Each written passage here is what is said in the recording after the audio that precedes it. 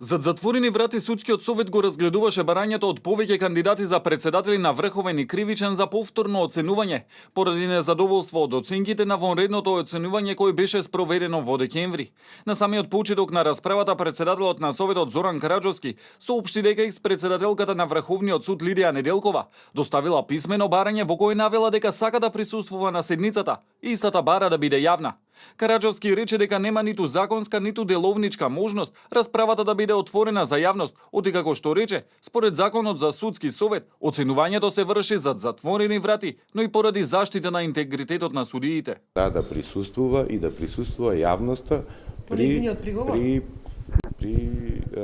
оценувањето на незиното барање за повторно оценување. Откако постои овој формат на закон за судски совет и оценување, досега никој немало ниту поднесено вакво барање, ниту имало некаков проблем во врска со оценувањето.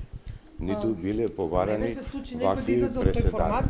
Дел од приговорите за повторното оценување се прифатени, а дел се отфрлени. Кај оние кандидати каде што има измена во бодовите, ќе има измена и во оценката, рече Караџовски, но не одговори кој конкретно побарал повторно да биде оценет. Во однос на начинот на бодување, различни основи се, мислам, широк е спектарот на квалитет, квантитет, начин на работа на укинати предмети во однос на статистиката. Дел каде што имаше основаност во барањата за повторно оценување, има и изменет број на бодови, а во дел се како што е првично. За време на точката кога се разгледуваа приговорите не присуствуваше ВД председателката на Врховен Снежана Бајлозова, која е кандидат фаворит за председател на највисоката судска инстанца.